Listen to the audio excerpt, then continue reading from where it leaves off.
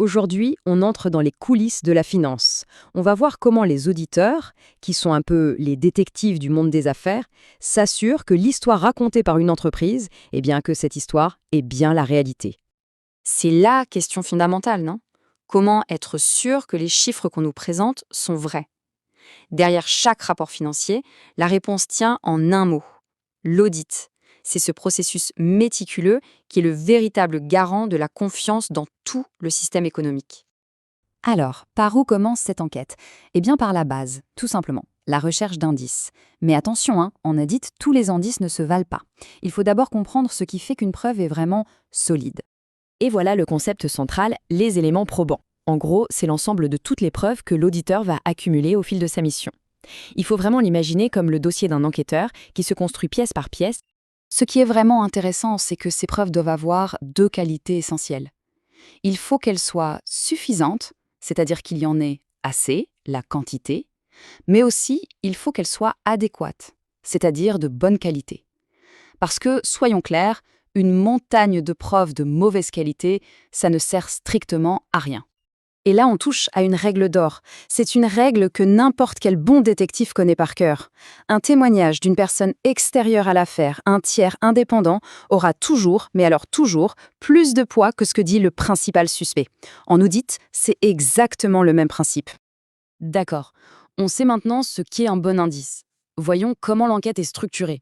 L'auditeur n'avance pas au hasard, non. Il suit une checklist très précise qu'on appelle les assertions. Les assertions, c'est quoi au juste? En fait, c'est toutes les affirmations implicites qui se cachent derrière les chiffres. Chaque ligne du bilan, chaque transaction, c'est une affirmation que fait l'entreprise. Le job de l'auditeur, c'est de les prendre une par une et de dire « Ok, maintenant, prouvez-le ». Première partie de la checklist, on s'attaque aux transactions, c'est-à-dire le film des opérations de l'année. Chaque vente, chaque achat, tout est passé au crible. Est-ce que ça a vraiment eu lieu? Est-ce qu'on n'a rien oublié? Est-ce que le montant est juste? C'est vraiment le cœur de l'activité quotidienne qu'on est en train de vérifier. Ensuite, on passe à la photo de fin d'année, le bilan. Est-ce que l'usine qui est listée dans les actifs, elle existe pour de vrai? Le prêt bancaire qui est affiché, est-ce que c'est bien une dette de l'entreprise? Là, on vérifie la situation du patrimoine à un instant T. Et enfin, la dernière partie de la checklist. On s'assure que l'histoire globale est bien racontée. Est-ce que toutes les informations importantes sont là? Est-ce que c'est clair, compréhensible? Parce qu'une histoire vraie mais mal racontée, eh bien ça peut être tout aussi trompeur. D'accord, on sait maintenant quoi vérifier. Mais la grande question, c'est comment? Comment l'auditeur fait-il concrètement pour trouver ses preuves? Allez, on ouvre sa boîte à outils. Et cette boîte à outils, elle est très variée. Ça va de l'inspection pure et simple de documents à l'observation physique, comme aller assister à un inventaire de stock. Bien sûr, il y a les entretiens, mais il y a surtout la confirmation auprès de tiers. Par exemple, demander directement à la banque de confirmer le solde du compte. Ça, c'est une preuve en béton. Et puis, il y a des techniques plus mathématiques, comme le recalcul ou l'analyse des chiffres pour repérer les anomalies. Bon, l'enquête touche à sa fin. Les preuves ont été rassemblées. Mais il reste une dernière étape, une étape absolument cruciale. Obtenir une déclaration formelle des principaux concernés, c'est-à-dire, bien sûr, la direction de l'entreprise.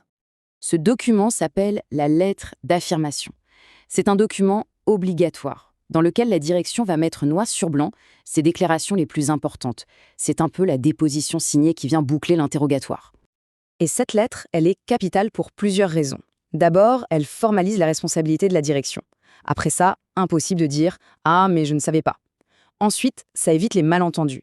Et surtout, ça permet de confirmer des choses difficiles à prouver, comme les intentions de l'entreprise pour le futur. Mais attention, il y a un point absolument fondamental que les textes rappellent. Voici une citation directe de notre source, et elle est vraiment essentielle.